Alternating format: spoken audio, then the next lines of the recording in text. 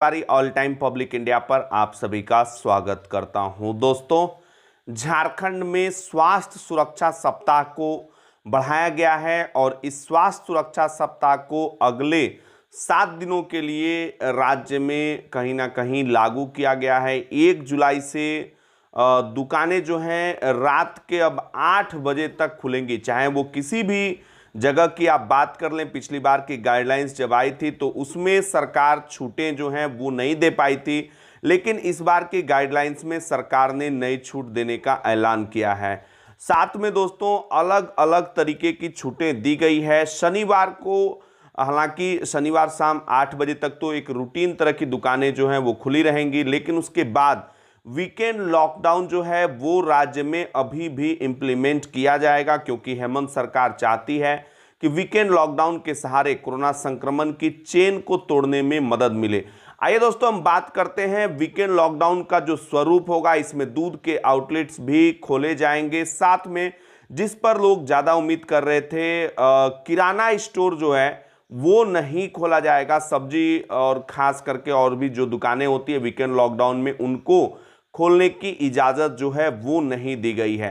दोस्तों हम बात करते हैं एक और जो सबसे बड़ी चीज़ इस पूरे गाइडलाइंस में है, इंटर डिस्ट्रिक्ट बसों के परिचालन की अनुमति दी गई है। जी हाँ, एक डिस्ट्रिक्ट से दूसरे डिस्ट्रिक्ट जो है अब आप जा सकते हैं बिना किसी रोक टोक के। हालांकि यहां पर जो समझने वाली बात है, अंतर राज्य यानी कि एक राज्य से दूसरे राज्य जाने वाली बसों के परिचालन की अनुमति राज्य सरकार ने नहीं दी है। तो ये बड़ा ही इंपॉर्टेंट है। इंटर डिस्ट्रिक्ट भले ही बसों के परिचालन की अनुमति दे दी गई है, लेकिन शर्तें जो है वो लागू रहेंगी। बसों के परिचालन को लेकर जो शर्तें लागू की गई है आपदा प्रबंधन प्राधिकार की इस महत्वपूर्ण बैठक में, जहां पर तमाम चीजों पर गहन चर्चा हुई और मंथन हुआ एक तरीके से, इसके बाद कहीं ना कहीं बसों को खोलने की इजाजत जो है राज्य सरकार ने दी है। बस मालिकों को लगातार जो कोविड के प्रोटोकॉल्स हैं उसका पालन करना होगा। कोरोना के प्रोटोकॉल्स के अलावे बसों का ठीक तरीके से सैनिटाइजेशन से लेकर बाकी चीजें उनको करानी होगी। 50% पैसेंजर्स के साथ ही अभी बसों को चलाने की इजाजत दी गई है और साथ में कोई भी यात्री बस के अंदर जो है वो खड़ा नहीं रहेगा। ये भी क्लियर कट जो है हेमंत सरकार की तरफ से निर्देश दिया गया है। दोस्तों हम बात कर लेते हैं कुछ और छूट की। सिनेमा हॉल, मल्टीप्लेक्सेस, बार, रेस्टोरेंट में 50% क्षमता के साथ इनको खोलने की अनुमति जो है वो दे दी गई है। दुकानों को लेकर अब बहुत सारे लोग कंफ्यूजन में थे, मेरे पास बहुत सारे कॉल भी आ रहे थे। दुकानों को लेकर किसी भी डिस्ट्रिक्ट में कोई भी रिस्ट्रिक्शंस नहीं है, क्योंकि अगर आप देखें, if you compare the positivity rate, पहले के मुकाबले जो है काफी गिरावट देखी जा रही है। पाकुड़ में तो एक भी कोरोना का केस नहीं है, एक्टिव केस। बाकी दोस्तों 1% से भी कम राज्य के अंदर पॉजिटिविटी रेट है। कहीं ना कहीं यह एक सुखद संकेत भी है। तो यहां पर आगे क्या क्या छूटे हेमंत सरकार ने दिया है। अब देखिए, जो लोगों को मैक्सिमम लोगों को एक जगह इकट्ठा होने की आजादी है उसे अब बढ़ाकर 50 कर दिया गया है, तो यह भी एक अच्छा कदम कह सकते हैं।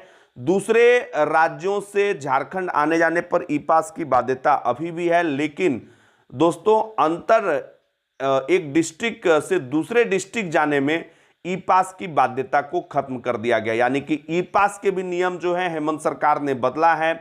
50 लोगों की मौजूदगी का लिमिटेशन जो है वो बढ़ाया गया है। धार्मिक स्थल के बारे में लोग जानना चाहते थे, तो देखिए धार्मिक स्थल जो है जिस तरीके से पहले नियम कानून थे ठीक उसी तरीके के हैं।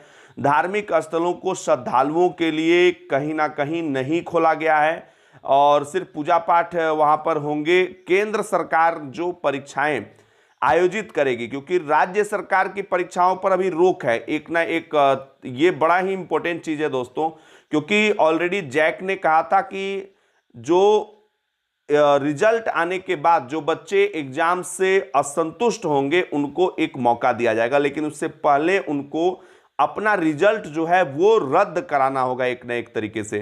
तो ये मुझे लगता है कि बहुत बड़ा अपडेट है। बाहर से अगर सेंट्रल गवर्नमेंट कोई एग्जाम कराती है झारखंड के अंदर तो फिर उस एग्ज़ाम को कंडक्ट करने की आज़ादी होगी। लेकिन झारखंड सरकार जो एग्ज़ाम लेगी वो अभी फ़िलहाल राज्य के अंदर वैसे एग्ज़ाम्स जो है कंडक्ट नहीं किए जाएंगे। तो मुझे लगता है कि ये जल्द से जल्द जो है अगली गाइडलाइंस तक हेमंत सरकार को परीक्षाओं को लेकर भी सोचना होगा, क्योंकि जिस तरीके से नियुक्ति वर्ष कर रहे हैं तो परीक्षाएं अगर नहीं होंगी तो फिर नियुक्ति वर्ष कैसे होगा और कैसे संभव होगा? क्या इसके लिए सरकार फिर से कोरोना कोरोना कोरोना का बहाना लेकर आएगी? कहीं ना कहीं ये एक बड़ा सवाल होगा। दोस्तों, इसी के साथ आंगनबाड़ी केंद्रों को खोलने की इजाजत दी गई, लेकिन लाभुकों को घर पर ही अनाज जो है वो दिया जाएगा। साथ में केंद्र सरकार के द्वारा आयोजित परीक्षाएं कराने को लेकर भी आदेश दिया गया है। प्रदर्शन जुलूस पर रोक जो है वो राज्य में रहेगी, मेला प्रदर्शनी सब पर रोक रहेगी। लेकिन अब जो लोग पूछ रहे थे स्कूलों को लेकर, तो फिलहाल देखिए स्कूलों को लेकर यही इस गाइडलाइंस में है, ना स्कूल खोले जाएंगे अभी, ना ही किसी भी तरीके के शिक्षण संस्थान को खोलने की इजाजत फिलहाल राज्य के अंदर नहीं दी गई है, इस पर रोक रहेगी। तो कोचिंग क्लासेस पढ़ाने वाले जो लोग पूछ रहे थे कि सर कोचिंग का क्या होगा, उस पर भी अभी फिलहाल जो है रोक बरकरार रहेगी।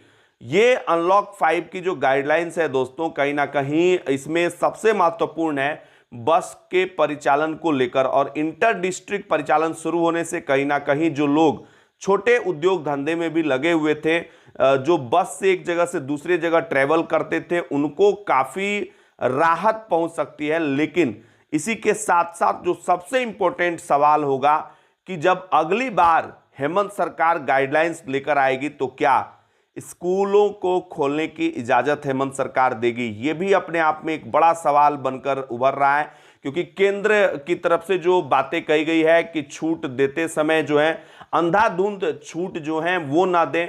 तीसरी लहर की चेतावनी और तीसरी लहर की आहटों के बीच कहीं ना कहीं झारखंड ने बीच का रास्ता निकालने का प्रयास किया है। देखने वाली बात होगी कि इस गाइडलाइंस के आने के बाद जब बसेस शुरू होंगी और एक जगह से लोग दूसरे जगह भी जाएंगे, वैसी स्थिति में कोरोना का क्या प्रभाव रहता है। अगर कोरोना का वैसी स्थिति में प्रभाव रहेगा तो मुझे लगता है कि सरकार जो है आने वाले दिनों में सख्त कदम उठा सकती है, क्योंकि तीसरी लहर के आहटों के बीच यह भी देखना बहुत जरूरी होगा कि वैक्सीनेशन का काम जो है वो किस तरीके से चल रहा है, क्योंकि वैक्सीन जितना ज़्यादा से ज़्यादा लोग लेंगे कहीं ना कहीं तीसरी लहर को उतनी ज़्यादा संभावना रहेगी रोकने की। तो आप लोगों से भी अपील है कि वैक्सीन पूरी तरीके से सुरक्षित है। अब तो कोवैक्सीन को लेकर अमेरिका भी रिसर्च करके कोवैक्सीन को सबसे इफेक्टिव वैक्सीन जो है वो मान रहा है। तो फिलहाल के लिए इतना ही दोस्तों, इस गाइडलाइंस को आगे भी आप शेयर कर दीजिए ताकि सच जो है